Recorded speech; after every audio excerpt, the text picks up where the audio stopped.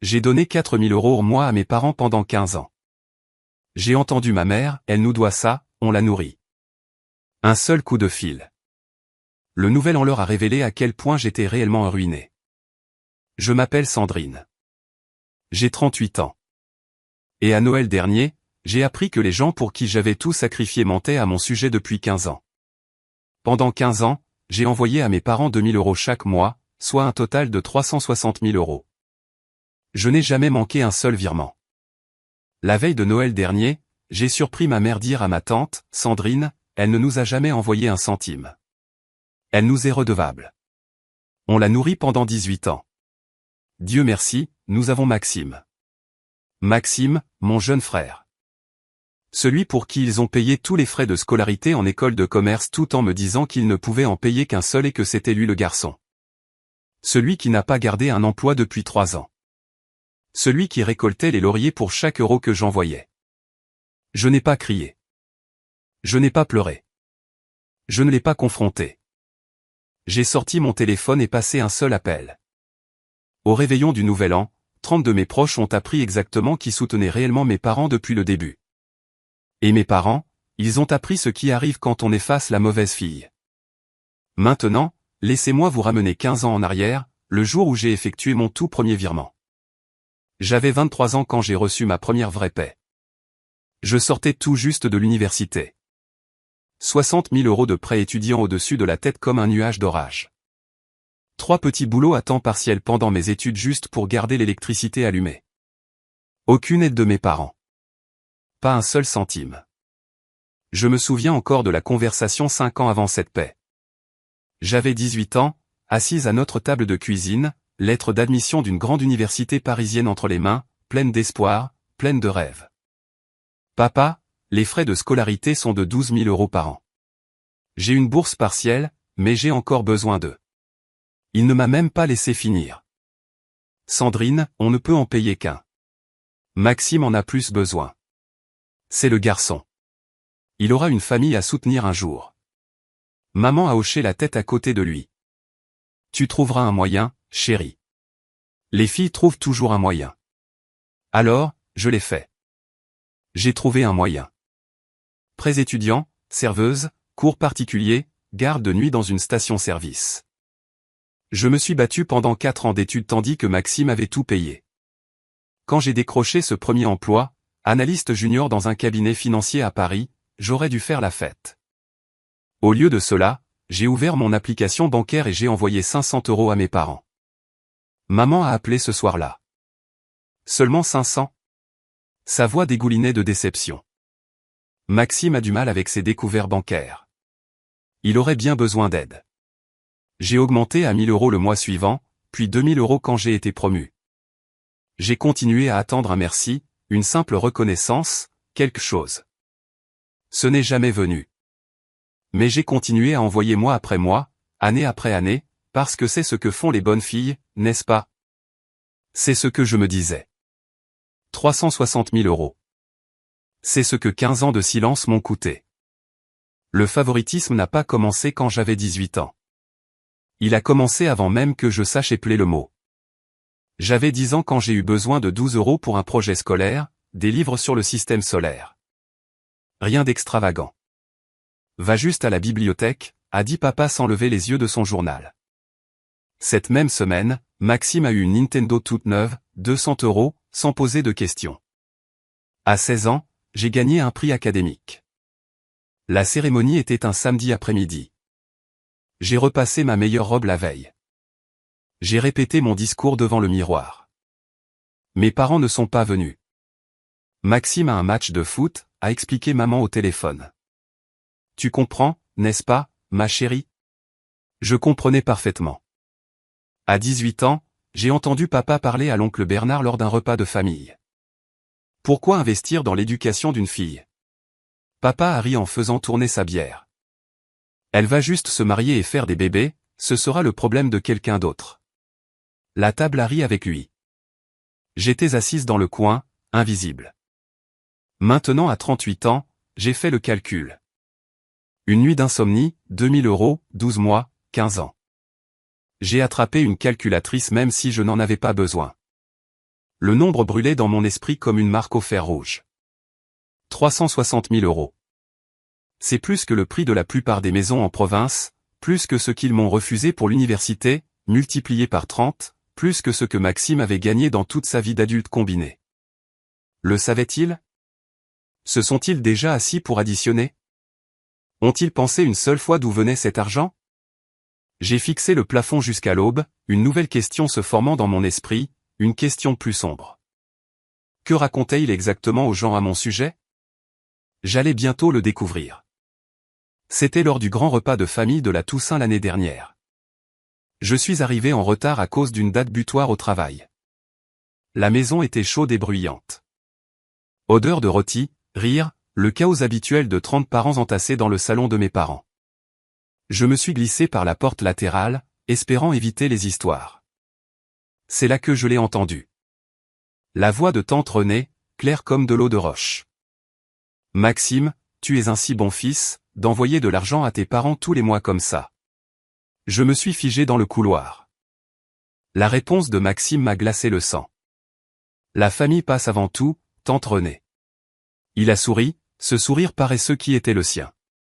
C'est le moins que je puisse faire. Je ne pouvais plus bouger. Je ne pouvais plus respirer. J'avais sûrement mal entendu. Puis maman est intervenue assez fort pour que tout le monde entende.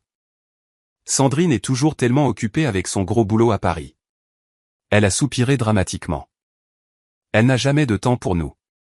Elle n'aide jamais. Dieu merci, nous avons Maxime. Des murmures compatissants ont parcouru la pièce. C'est tellement triste, a dit quelqu'un. Certains enfants oublient juste d'où ils viennent, a ajouté un autre. Je suis resté figé, les sacs de courses me sciant les paumes. 15 ans de virements bancaires hurlaient dans ma tête. Daniel m'a trouvé là 10 minutes plus tard, toujours figée, toujours silencieuse. Il a jeté un coup d'œil à mon visage et m'a tiré dehors. J'ai entendu, a-t-il chuchoté. Sandrine, je soupçonnais cela depuis un moment. Qu'est-ce que tu veux dire? La façon dont ta famille te regarde, les commentaires, ça ne collait pas. Il m'a tenu les mains. Nous avons besoin de preuves, de documentation, de tout. Je voulais retourner à l'intérieur en trombe, renverser la table, hurler la vérité. Mais Daniel avait raison. Les mots pouvaient être niés. Les émotions pouvaient être déformées. Les chiffres, eux, les chiffres ne mentent pas.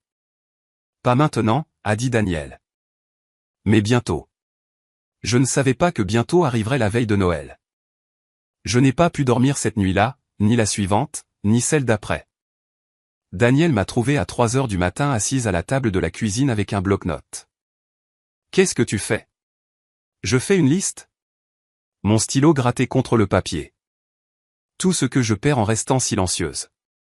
Il s'est assis en face de moi. Il a attendu. 24 000 euros par an.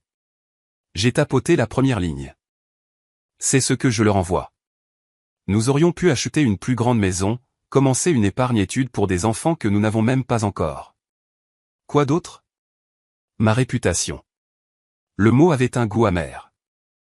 30 membres de la famille pensent que je suis la fille ingrate qui a abandonné ses parents. Pendant ce temps, Maxime, qui n'a pas gardé un emploi depuis 3 ans, est le héros de la famille. Aniel a pris ma main. Et voici le pire. Ma voix s'est brisée. Je me perds moi-même. À chaque fête, je m'assois dans ce coin et j'ai l'impression d'avoir à nouveau 18 ans. Invisible. Sans valeur. Alors, qu'est-ce que tu veux faire? Je me posais cette question depuis des jours. Je pourrais les confronter, mais c'est ma parole contre la leur. Ton expert comptable a des dossiers. J'ai levé les yeux. Quoi? Marguerite, elle fait tes impôts depuis des années. Elle a documenté chaque virement. Quelque chose a bougé dans ma poitrine. Une petite flamme d'espoir. Si je fais ça, je les perds. Mes parents, pour de bon. Les yeux de Daniel étaient stables. Certains. Sandrine, tu les as perdus il y a des années. Tu ne l'as juste pas encore accepté. Ces mots ont frappé comme un coup physique parce qu'ils étaient vrais. Je pleurais des parents que je n'avais jamais vraiment eus. Je chassais une approbation qui ne viendrait jamais. Je payais pour un amour qui n'était jamais à vendre. Je vais attendre, ai-je finalement dit. Encore une chance. Encore un signe. Noël était dans 2 semaines. Je ne savais pas que le signe viendrait si clairement. La veille de Noël. La maison de mes parents brillait de guirlandes lumineuses et d'une fausse chaleur. Daniel m'a serré la main dans la voiture. Tu es sûr de toi? Non. J'ai attrapé la bouteille de vin que j'avais apportée. Mais j'ai besoin de savoir si la Toussaint était un accident. Peut-être que j'ai mal entendu. Je n'avais pas mal entendu. Au fond, je le savais. Mais l'espoir est une chose tenace. La porte s'est ouverte avant que je puisse frapper. Oh. L'étreinte de maman a duré exactement 1 seconde. Vous avez réussi à venir. Pas de « je suis si contente que tu sois là ». Pas de « joyeux Noël, ma chérie », juste vous avez réussi à venir comme si j'étais une pensée après coup. Le salon débordait de parents, tantes, oncles, cousins, leurs enfants. Le sapin scintillait. Maria Carré passait sur l'enceinte, et là, au centre de tout cela, trônait Maxime. Papa lui a tendu un verre de whisky. Maxime, raconte à tout le monde ta nouvelle entreprise. Eh bien, Maxime s'est penché en arrière, se prélassant dans l'attention. Je regarde quelques opportunités d'investissement. De l'immobilier surtout. J'attends juste le bon moment. Traduction, il était au chômage et vivait au crochet de nos parents. Sur mon argent. Tante Renée a croisé mon regard et m'a fait signe. Sandrine, comment va le travail? Ta mère dit que tu es toujours si occupée. Ça va, tante Renée. Je me suis forcé à sourire. Occupée? Oui. C'est dommage. Elle m'a tapoté le bras. La famille devrait passer avant tout, tu sais. J'avais envie de hurler. Au lieu de cela, je me suis excusé pour aller chercher de l'eau. La cuisine était calme, une brève évasion. Je me suis versé un verre, les mains tremblant légèrement. C'est là que j'ai entendu des voix venant de la buanderie. Maman et tante Chantal. Je n'aurais pas dû écouter, mais quelque chose, l'instinct, le destin, 15 ans de doute, m'a fait rester. Ce que j'ai entendu ensuite a tout changé. Je suis resté figé près du réfrigérateur. La porte de la buanderie était entr'ouverte juste assez. La voix de tante Chantal. Diane, je ne comprends pas. Sandrine est analyste financière, non? Elle doit bien gagner sa vie. Pourquoi ne vous aide-t-elle pas? Mon cœur s'est arrêté. Le rire de maman était tranchant, dédaigneux. Elle? S'il te plaît, Chantal. Elle ne nous a jamais envoyé un centime. Le verre dans ma main a tremblé. Vraiment? Tante Chantal semblait surprise. Mais elle semble si bien réussir. Tout ça, c'est de la frime. La voix de maman dégoulinait de mépris. Tu sais comment elle est. Toujours à prendre de grands airs. Trop bien pour sa propre famille. On l'a élevée pendant 18 ans, nourrie, habillée, et elle nous est redevable. Mais est-ce qu'elle s'en soucie? Non. J'ai pressé mon dos contre le comptoir, essayé de respirer. C'est terrible.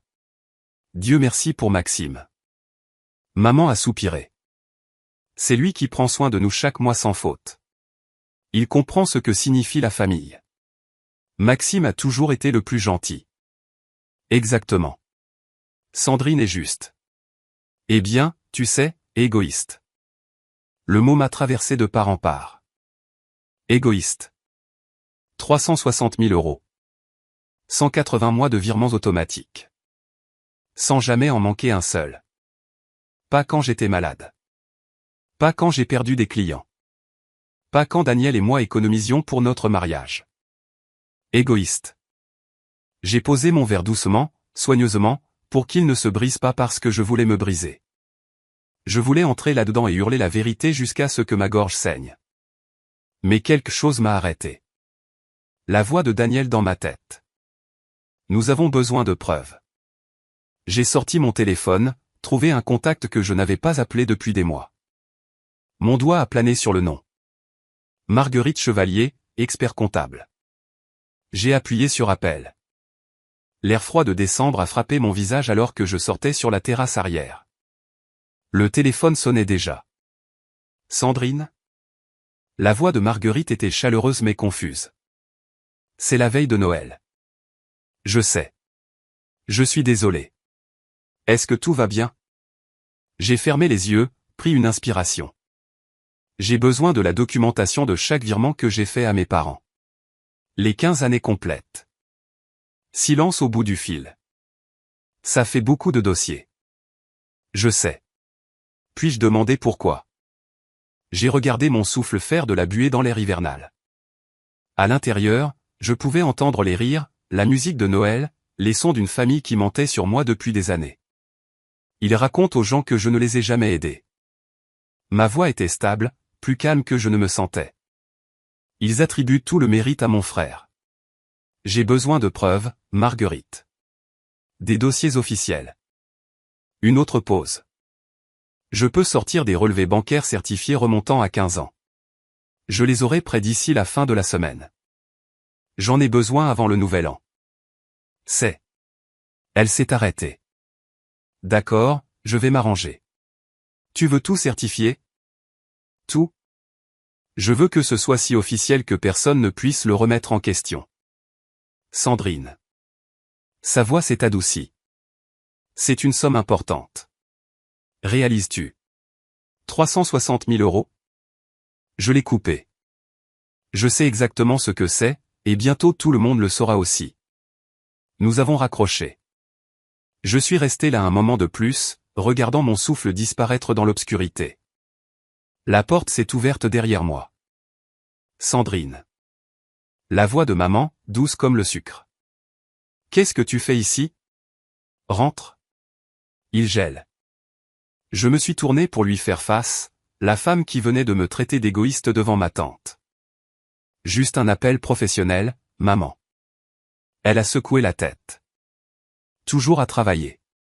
C'est ça ton problème. J'ai souri et je l'ai suivi à l'intérieur. Pas pour longtemps.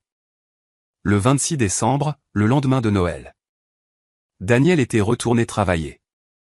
J'étais assise seule dans notre appartement à fixer mon téléphone.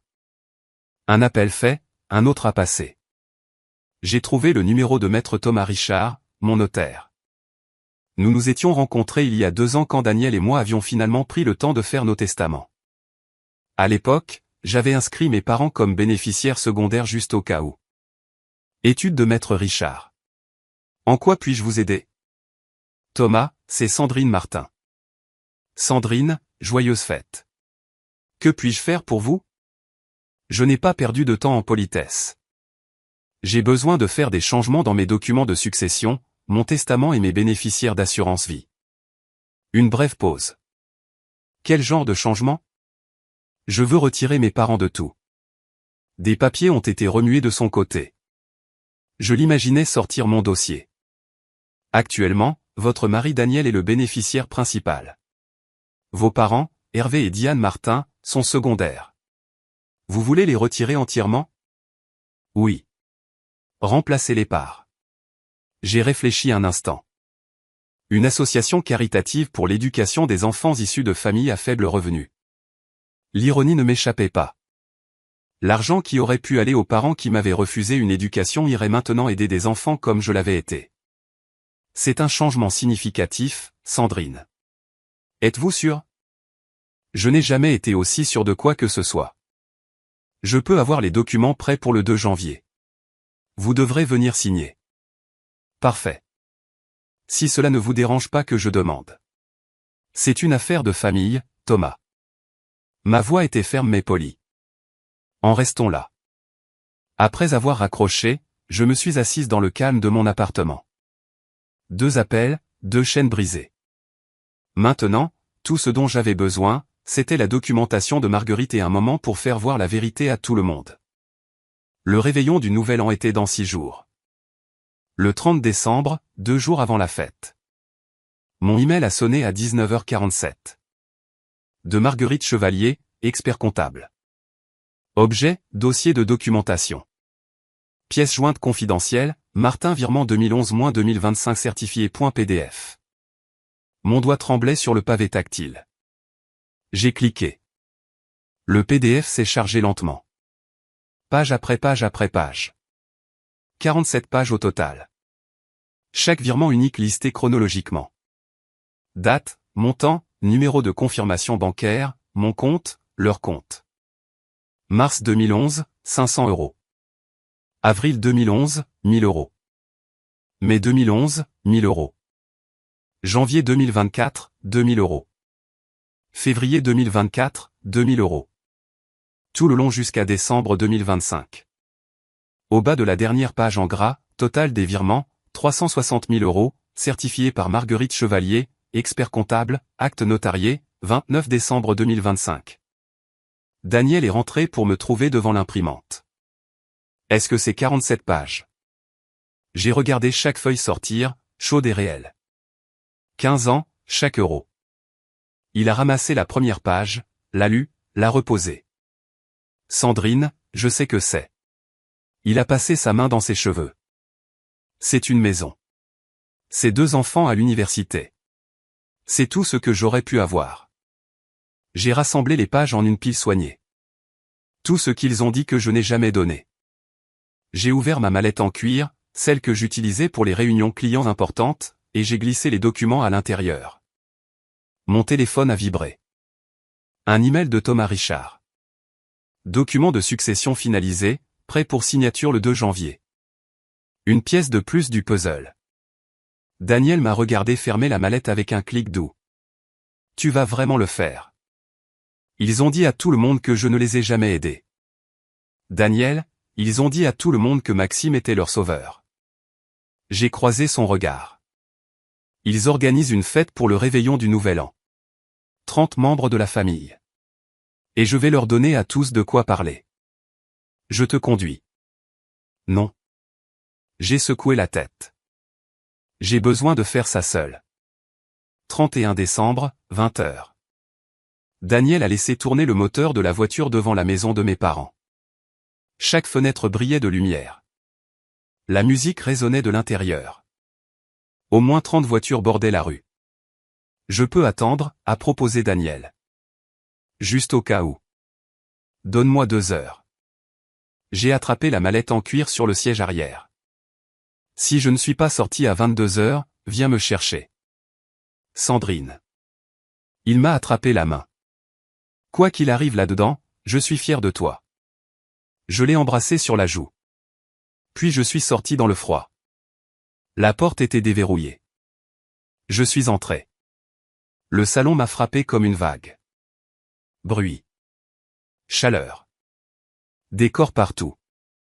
Des cousins que je n'avais pas vus depuis des années. Des tantes et des oncles buvant du champagne. Des enfants courant entre les jambes. Et ma mère tenant court près de la cheminée. Elle m'a repéré. Son sourire a vacillé. Là, puis disparu. Sandrine, tu es venue. Elle n'a pas bougé pour m'embrasser. C'est quoi ce sac? Tu travailles ce soir? Juste quelques documents? J'ai gardé ma voix légère. Quelque chose dont je dois m'occuper. Ses yeux se sont plissés légèrement. Suspicieux, mais les invités regardaient, alors elle a joué le jeu. Eh bien, pose-le quelque part. C'est une fête. J'ai posé la mallette à mes pieds. Je ne l'ai pas quittée des yeux. De l'autre côté de la pièce, papa était au milieu d'une histoire, un cercle de parents suspendus à ses lèvres. Et vous savez à quel point ça a été dur depuis que je suis à la retraite. Revenu fixe, facture médicale, mais Maxime a été incroyable. Il a tapé sur l'épaule de mon frère. On n'aurait pas pu le faire sans lui. Maxime rayonnait. Rayonnait vraiment. J'ai trouvé une chaise vide dans le coin. Je me suis assise, j'ai observé. Tante Renée s'est approchée. Sandrine, chérie, tu as l'air fatiguée. Tout va bien? J'attends juste le bon moment. Tante Renée. Elle m'a lancé un regard perplexe mais a continué son chemin. L'horloge au mur indiquait 20h15. Moins de 4 heures avant minuit. Je pouvais attendre. 21h30. La fête battait son plein. Je n'avais pas bougé de mon coin. Observant, écoutant. La mallette était assise à mes pieds comme un prédateur patient. Tante Chantal a fait teinter son verre avec une fourchette. La pièce s'est tue. Hervé. Diane. L'heure du discours. Papa s'est levé, la poitrine gonflée d'une fausse modestie. Eh bien, puisque vous insistez. Il a levé son champagne. Ça a été une année difficile, les amis. Vous connaissez tous nos luttes, mais nous sommes bénis d'avoir une famille qui se soucie vraiment de nous. Il a regardé Maxime avec insistance. Notre fils a été notre roc. Chaque mois, il nous aide à joindre les deux bouts. Voilà à quoi ressemble une vraie famille. Murmure d'approbation, verre levé. Puis quelqu'un, la cousine Béatrice je crois, a fait un geste vers moi. Et Sandrine? Elle réussit si bien. La pièce s'est tournée. 30 paires d'yeux attendant. Maman a sauté sur l'occasion avant que je puisse respirer. Sandrine. Elle a ri, mais ça n'atteignait pas ses yeux. Oh, chérie. Elle est très occupée. Emploi important à Paris. Elle n'a plus beaucoup de temps pour la famille. C'est dommage, a dit l'oncle Bernard. Maman n'avait pas fini. Parfois je me demande. Elle a tamponné ses yeux. On l'a élevée pendant 18 ans, nourrie, habillée, on lui a tout donné, et maintenant. Elle a laissé sa phrase en suspens avec un reniflement théâtral. Elle n'appelle même pas, a ajouté papa.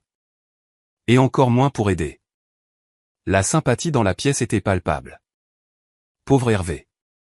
Pauvre Diane. Des parents si dévoués. Une fille si ingrate. J'ai regardé Maxime. Il étudiait ses chaussures, ne me défendant pas, ne corrigeant pas le mensonge, juste silencieux. Mes mains ont serré la poignée de la mallette. Tante Renée a pris la parole, me regardant directement. Sandrine, je ne comprends pas. Tu es analyste financière. Tu gagnes bien ta vie. Pourquoi n'aides-tu pas tes parents? Chaque œil dans la pièce s'est fixé sur moi. C'était le moment. Je me suis levé lentement. Merci de poser la question, tante Renée. La pièce est devenue silencieuse. J'ai soulevé la mallette sur la table basse. La serrure a cliqué ouvertement, un bruit impossiblement fort dans le calme. Qu'est-ce que tu fais? La voix de maman était tranchante. Un avertissement. Je n'ai pas répondu. J'ai juste retiré la pile de papier. 47 pages. Certifié. Notarié. Je pense qu'il est temps que tout le monde voie ça. J'ai posé les documents sur la table où tout le monde pouvait voir. La première page était clairement visible. Relevé de virement bancaire. Sandrine Martin vers Hervé et Diane Martin. C'est quoi ce bordel? Papa s'est avancé. Ceci est un dossier complet de chaque virement que je vous ai fait à toi et maman. Ma voix était stable, calme. Commençant en mars 2011 et finissant le mois dernier. Tante Renée était la plus proche. Elle a ramassé la première page. 2000 €? Ses yeux se sont écarquillés. Tu envoyais 2000 € tous les mois. J'ai hoché la tête. Pendant 15 ans. Les pages ont commencé à circuler. De cousin à cousin, de tante à oncle. J'ai regardé leurs visages changer. Confusion, incrédulité, calculs mentaux. Attends. L'oncle Bernard a tourné vers la dernière page. Le total ici indique 360 000 €. Des halètements ont parcouru la pièce. Ça ne peut pas être vrai, a soufflé tante Chantal. C'est certifié. J'ai pointé la signature de Marguerite. Par mon expert comptable. Actes notariés, dossiers bancaires officiels. La pièce a éclaté en chuchotement. Les papiers bruissaient alors que tout le monde essayait de voir. Le visage de maman était devenu blanc. Le verre de champagne de papa tremblait dans sa main. Maxime n'avait pas bougé, figé comme un cerf dans les phares. Sandrine. La voix de papa s'est brisée. C'est une affaire de famille privée. Tu l'as rendue publique. Je l'ai coupée. Calme mais ferme.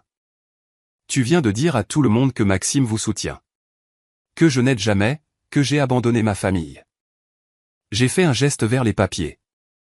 Alors laissons tout le monde voir la vérité. L'horloge indiquait 21h47. Le compte à rebours jusqu'à minuit avait une toute nouvelle signification. Maintenant, je dois faire une pause ici un instant. Si vous avez déjà eu l'impression que vos contributions étaient invisibles, que vos sacrifices passaient inaperçus pendant que quelqu'un d'autre récoltait les lauriers, je veux que vous sachiez que vous n'êtes pas seul. Avant de vous montrer ce qui s'est passé ensuite, si cette histoire résonne en vous, appuyez sur le bouton j'aime et abonnez-vous, et dites-moi dans les commentaires, avez-vous déjà été l'invisible de votre famille? J'attends. Maintenant, retour à ce salon. Les papiers passaient de main en main comme des textes sacrés. Tante Renée se tenait au centre, lisant à haute voix. Alors, mars 2011, 500 €. Avril 2011, 1000 €. Elle a tourné les pages. Janvier 2015, 2000 €. Février 2015, 2000 €. Chaque mois unique, ai-je confirmé, sans faute. L'oncle Bernard avait son téléphone sorti. Application calculatrice ouverte. 2000 x 12, c'est 24 000 par an. Il a tapé des chiffres. Fois 15 ans, ça fait 360 000. Exactement.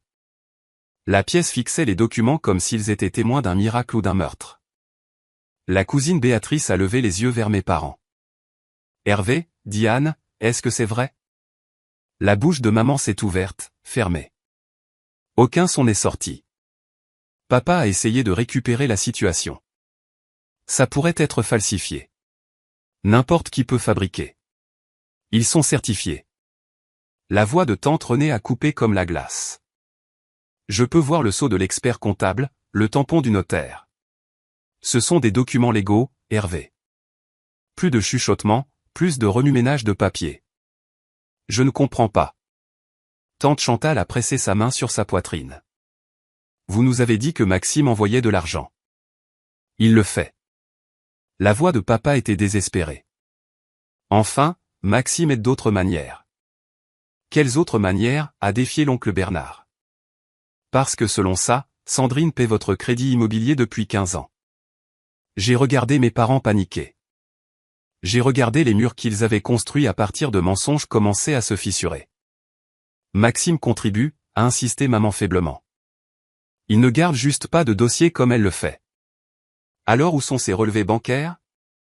La question venait de la cousine Béatrice. S'il envoie de l'argent, montrez-nous. Chaque tête s'est tournée vers Maxime. Il est resté figé, visage rouge, yeux fuyants. Je ne. Tu ne quoi? Maxime. Le ton de tante Renée avait changé, plus dur maintenant, plus en colère. J'ai presque eu pitié de lui. Presque. Papa s'est avancé, les mains levées comme s'il calmait une foule. Tout le monde, s'il vous plaît. C'est une affaire de famille privée. Nous ne devrions pas étaler notre. Tu viens de faire un discours. La voix de l'oncle Bernard a retenti à travers la pièce. Tu t'es levé et tu as dit à tout le monde que Maxime était votre sauveur. Tu as traité Sandrine d'ingrate devant 30 personnes. Ce n'est pas privé, Hervé. Maman a essayé une approche différente. Elle a tamponné ses yeux, la voix tremblante. Sandrine, chérie, pourquoi ferais-tu ça? Nous embarrasser comme ça après tout ce qu'on a fait pour toi. Elle était là. La carte de la victime. Je l'avais vue la jouer 1000 fois avec les voisins, avec les médecins, avec quiconque voulait écouter. Pas ce soir. Tout ce que vous avez fait pour moi. J'ai gardé ma voix égale. Vous avez refusé de payer pour mes études. Vous avez dit à papa d'investir dans Maxime parce que les filles n'ont pas besoin d'éducation. J'ai contracté 60 000 € de prêt pendant que Maxime avait tout gratuit. Ce n'est pas à maman à bafouiller. Et quand j'ai obtenu mon diplôme, quand j'ai eu un bon travail, quand j'ai commencé à gagner de l'argent réel, je vous l'ai envoyé chaque mois pendant 15 ans. J'ai pointé les documents maintenant éparpillés sur la table basse. Ce n'est pas de l'embarras, maman. C'est la vérité. Mais on t'a élevé. Le calme de papa s'est fissuré. 18 ans. Ça ne compte pour rien. J'ai dépensé 360 000 € sur 15 ans. J'ai croisé son regard. Je dirais que nous sommes quittes. La pièce est devenue silencieuse comme la mort. Tante Renée s'est interposée entre nous. Hervé, Diane. Sa voix était calme mais dévastatrice. Je pense que vous devez une explication à tout le monde. Pourquoi nous avez-vous dit que Maxime vous soutenait alors que Sandrine était celle qui envoyait de l'argent? Le visage de maman s'est effondré. La mâchoire de papa s'est serrée. Aucun n'a parlé. Le silence disait tout. L'attention s'est déplacée vers mon frère comme un projecteur trouvant sa marque. Maxime se tenait près de la cheminée, verre de champagne toujours à la main. Il n'avait pas bougé depuis que j'avais ouvert la mallette. N'avait pas parlé, n'avait pas défendu nos parents ni corrigé leurs mensonges. L'oncle Bernard s'est approché de lui. Maxime, entendons-le de ta bouche. As-tu envoyé de l'argent à tes parents? La voix de Maxime s'est brisée. J'ai aidé par-ci par-là. Par-ci par-là, ce n'est pas 2000 € par mois. Tante Renée a croisé les bras. As-tu des relevés bancaires? Une preuve. Je ne garde pas de dossier comme ça. Pratique, a marmonné quelqu'un. Je me suis avancé. Pas agressive, juste claire. Maxime, je ne te demande pas de prouver quoi que ce soit, mais tu es resté assis là pendant des années à les laisser te donner le crédit de mon argent. Tu as entendu maman et papa dire à tout le monde que j'étais ingrate. Tu connaissais la vérité.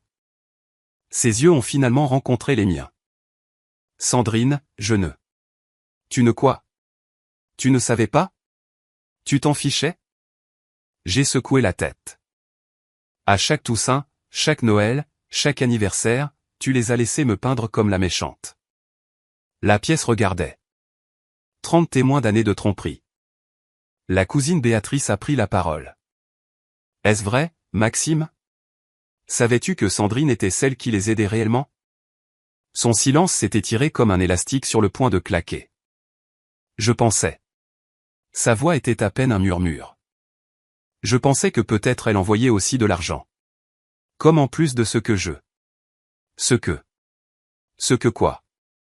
L'oncle Bernard a insisté. Que as-tu contribué exactement? Maxime a regardé le sol. La réponse était claire. Rien. Il n'avait rien contribué et il le savait depuis le début. Je vois. La déception de tante Renée était palpable. Eh bien, je pense que nous avons tous appris quelque chose ce soir. L'horloge indiquait 22h15. La fête était finie. Le règlement de compte ne faisait que commencer. L'ambiance avait changé. La musique était éteinte. Le champagne restait intact. J'ai plongé la main dans ma mallette une dernière fois. J'ai quelques annonces. Papa avait l'air de vouloir m'arrêter, mais 30 per Dieu le maintenaient en place. Premièrement, j'ai fait face à mes parents directement. À partir de janvier, je n'enverrai plus d'argent. Non pas parce que je ne peux pas me le permettre, mais parce que je ne dois rien à personne. Maman a laissé échapper un petit cri. Deuxièmement, ai-je continué, solide comme l'acier. La semaine dernière, j'ai mis à jour les bénéficiaires de mon assurance vie. Maman et papa, vous n'êtes plus listés. S'il m'arrive quelque chose, l'argent va à un fonds d'éducation pour les enfants issus de familles modestes. L'ironie a atterri. J'ai vu tante Renée hocher légèrement la tête. Troisièmement, c'était le plus dur.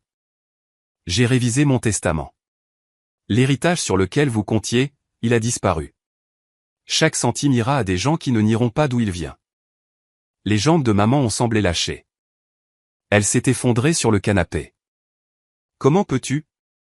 Sa voix était à vif. Après tout. J'ai presque ri. Vous avez dit à toute la famille que j'étais ingrate. Vous avez donné à Maxime le crédit de mon argent. Vous n'avez jamais dit merci une seule fois. Nous sommes tes parents, a crié papa. Et j'étais votre fille, passée composée, délibérée. Vous m'avez élevé pendant 18 ans. Je vous ai soutenu pendant 15 ans. J'ai financé des vacances dont vous avez dit aux gens que Maxime les payait. J'ai couvert des factures médicales dont vous avez dit qu'elles venaient de vos économies. J'ai ramassé ma mallette. Nous sommes quittes maintenant, en fait, selon mes calculs, vous me devez encore environ 100 000 € en dommages émotionnels. Mais je vais laisser passer ça. Personne ne m'a arrêté alors que je marchais vers la porte. Sandrine, attends. Maman a tendu la main. Je ne me suis pas retourné. J'étais presque à la porte quand une main a attrapé mon bras. Tante Renée. Ses yeux brillaient. Sans un mot, elle m'a tiré dans une étreinte. Je suis tellement désolé, ma chérie. Sa voix s'est brisée. Je ne savais pas. Toutes ces années, je pensais. C'est bon, tante Renée. Ce n'est pas bon. Elle s'est reculée, les mains sur mes épaules. Je les ai crues. Je te regardais au fait et je pensais. Elle n'a pas pu finir. Tu as cru ce qu'ils t'ont dit. Ce n'est pas de ta faute. L'oncle Bernard est apparu à côté d'elle. Sandrine, je te dois des excuses aussi. La façon dont je parlais de toi dans ton dos. Il a secoué la tête. J'ai honte. Un par un, les parents se sont approchés. Cousine Béatrice, cousin Marc, tante Chantal, qui fixaient maintenant mes parents avec de nouveaux yeux. J'ai prêté 20 000 € à Maxime, a dit tante Chantal doucement. Tes parents ont dit que c'était pour un investissement. Une valeur sûre. Mon estomac a chuté. Il n'y avait pas d'investissement, n'est-ce pas? Elle a secoué la tête lentement. La toile de mensonge était plus grande que je ne l'avais imaginé. Papa a fendu la foule. Tout le monde, tout cela a pris des proportions démesurées. Sandrine est clairement sous le coup de l'émotion. Hervé. La voix de l'oncle Bernard l'a arrêté net. Je pense que tu devrais arrêter de parler. Maman était assise sur le canapé pleurant doucement. De vraies larmes maintenant, je soupçonnais. Mais pas des larmes de remords. Des larmes parce qu'elle avait été prise. Je me suis tourné vers la pièce une dernière fois. Je n'ai besoin de personne pour s'excuser. Je n'ai besoin de personne pour prendre parti. J'avais juste besoin que la vérité soit entendue. J'ai soulevé ma mallette. Maintenant vous l'avez entendu. La porte d'entrée semblait plus légère que prévu. L'air froid de décembre a frappé mon visage comme une promesse. La voiture de Daniel attendait au bord du trottoir. Moteur tournant. Je suis monté sans regarder en arrière. Comment ça s'est passé? C'est fait. Au moment où j'ai franchi cette porte, j'ai ressenti quelque chose que je n'avais pas ressenti depuis 15 ans. La liberté. Si vous regardez encore, je veux vous demander quelque chose.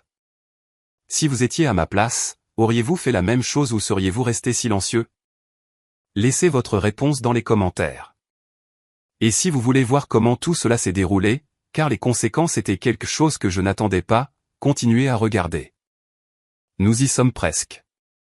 La première semaine de janvier a apporté un flot de messages, pas de mes parents, de tous les autres. Tante Renée envoyait des textos tous les jours. J'ai appelé ta mère aujourd'hui, j'ai exigé une explication. Elle a juste pleuré et blâmé les circonstances. N'a pas pu donner de réponse franche. L'oncle Bernard a envoyé un long email s'excusant pour chaque regard de travers, chaque commentaire marmonné sur mon absence aux événements familiaux. J'aurais dû te demander directement au lieu de croire au ragot. C'est ma faute. La cousine Béatrice a appelé pendant que je préparais le dîner. Sandrine, je veux juste que tu saches. J'ai raconté à ma mère ce qui s'est passé. Elle est furieuse contre tes parents. Tout le club de lecture est au courant. Le club de lecture. Mon Dieu, l'humiliation de mes parents se propageait comme une traînée de poudre dans le cercle social de ma mère. J'aurais dû me sentir coupable. Ce n'était pas le cas. Le 8 janvier, Maxime a finalement pris contact. Un seul texto. Était-ce vraiment nécessaire? Maman et papa sont dévastés. Je l'ai fixé pendant une minute entière avant de répondre. Tu es resté silencieux et tu as pris le crédit pendant 15 ans. Ne me fais pas la leçon sur ce qui est nécessaire. Pas de réponse. Le silence de mes parents était plus fort que n'importe quel concours de cris aurait pu l'être. 10 jours, pas un seul appel, pas un texto. Une partie de moi s'était attendue à ce qu'ils supplient, s'excusent, essaient de sauver quelque chose. Mais j'ai réalisé qu'ils n'étaient pas silencieux parce qu'ils avaient des remords. Ils étaient silencieux parce qu'ils se regroupaient, trouvant leur prochain coup, élaborant un nouveau récit. Daniel m'a trouvé regardant par la fenêtre un soir. Des nouvelles d'eux. Rien. Il s'est assis à côté de moi. Comment te sens-tu? J'ai considéré la question soigneusement. Légère, ai-je finalement dit. Comme si je portais un poids que je ne savais même pas que je tenais. Il a serré ma main. Ça s'appelle la liberté, Sandrine. Peut-être que c'était le 28 janvier, presque un mois depuis le réveillon. Mon téléphone a sonné, un numéro que je ne reconnaissais presque pas. Papa. Je l'ai laissé sonner 3 fois. 4, puis j'ai répondu. Sandrine. Sa voix était différente. Dépouillée de sa fanfaronnade habituelle. Il faut qu'on parle. J'écoute. La situation financière ici est difficile. Ta mère et moi, on a fait des ajustements, mais tu as coupé les 2000 € par mois sur lesquels on comptait. Silence. On a besoin d'aide, Sandrine. Juste pour quelques mois jusqu'à ce qu'on trouve une solution. J'ai regardé le plafond, pris une lente inspiration. Non, Sandrine. J'ai dit, non, papa. J'ai été clair au réveillon. Ce chapitre est clos. Son désespoir transparaissait. Ta mère vend des meubles. Tu savais ça? Elle vend la salle à manger que ta grand-mère nous a laissée. La salle à manger où j'avais mangé enfant. Celle où je n'étais jamais assez bien pour mériter une place. C'est son choix. Comment peux-tu être si froide? Froide? J'ai ri. Pas cruel, juste fatigué. Je vous ai soutenu pendant 15 ans pendant que vous disiez à tout le monde que j'étais une moins que rien. Ce n'est pas être froide, papa. C'est la conséquence naturelle de vos choix. Tu es notre fille. Et vous avez dit à tout le monde que vous auriez souhaité que Maxime soit né en premier à ma place. Tu te souviens? Toussaint 2019. Je vous ai entendu. Silence de mort. Il ne se souvenait pas. Ou plus probablement, il ne pensait pas que je m'en souviendrais. Papa, je ne veux rien de toi. Je n'ai pas besoin d'excuses. Je n'ai pas besoin d'entendre que tu es désolé. J'ai stabilisé ma voix. J'ai juste besoin que tu comprennes. J'ai fini. Ce n'est pas une punition. Ce sont des limites. La ligne est restée silencieuse un long moment, puis un clic. Il m'avait raccroché au nez. Pour la première fois de ma vie, ça m'allait. Le 5 février, un coup de téléphone qui a changé tout ce que je croyais savoir. La voix de tante Renée était différente. Agitée. Sandrine, je dois te dire quelque chose. Je viens de découvrir et je suis furieuse. Qu'est-ce qui s'est passé? Ton frère. Elle a craché les mots. Maxime. Sais-tu combien de dettes il a? Je savais pour quelques problèmes de carte bancaire. Quelques? Elle a ri amèrement. Il doit 40 000 € rien qu'en crédit à la consommation, mais ce n'est pas le pire. Mon estomac s'est noué. C'est quoi le pire? Il a emprunté 20 000 € à Chantal il y a 2 ans. Tes parents l'ont convaincu que c'était pour une opportunité d'investissement. Une start-up technologique, ils ont dit. Je me suis enfoncé dans ma chaise. Il n'y avait pas de start-up, n'est-ce pas? Bien sûr que non. Maxime a utilisé l'argent pour couvrir de vieilles dettes. Et maintenant Chantal le veut en retour et il ne l'a pas. La voix de tante Renée s'est brisée. Il vit au crochet de tes parents, ce qui signifie qu'il vit à tes crochets depuis des années, et ils ont laissé faire. L'image complète a émergé comme une photo se développant dans l'acide. Mon argent n'avait pas juste maintenu mes parents à flot. Il avait financé toute la mascarade de Maxime, les projets d'entreprise, les investissements, tout était fiction. Ils ont construit un château de cartes, ai-je chuchoté, et utilisé mes chèques comme fondation. Exactement, a soupiré tante Renée. Je suis tellement désolé, Sandrine. Nous leur avons tous fait confiance. Nous avons tous cru. Vous avez cru ce que les bonnes personnes croient sur la famille. Je me sentais étrangement calme. Que les parents ne mentent pas sur leurs enfants. Que le sang signifie quelque chose, n'est-ce pas? J'ai réfléchi à cette question. Ça devrait, ai-je finalement dit. Mais parfois, la famille qu'on construit est plus forte que celle dans laquelle on est né. Tante Renée était silencieuse, puis doucement, j'aimerais faire partie de cette famille si tu veux bien de moi. Mes yeux ont piqué. Le 12 février. Un email d'une adresse que je ne reconnaissais pas. Objet, de quelqu'un qui comprend. J'ai failli le supprimer.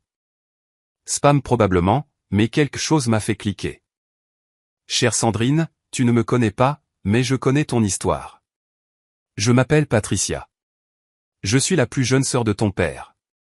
Nous ne nous sommes pas rencontrés parce que j'ai coupé les ponts avec Hervé il y a 30 ans. J'ai entendu parler du réveillon par René. Elle pensait que je devrais te contacter. Je veux que tu saches que tu n'es pas seule, et tu n'es pas la première. Mon cœur s'est arrêté. Papa avait une sœur. Il ne l'avait jamais mentionné. Pas une seule fois. J'ai continué à lire.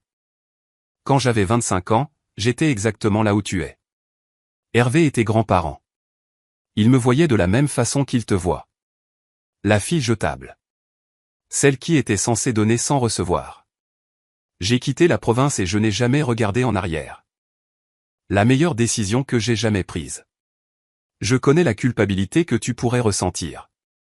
Les murmures qui te disent que la famille est tout et que le sang est plus épais que l'eau. Mais voici ce que j'ai appris en 30 ans. La citation complète est « Le sang du pacte est plus épais que l'eau du ventre ». Les liens que nous choisissons sont plus forts que ceux qui nous sont assignés.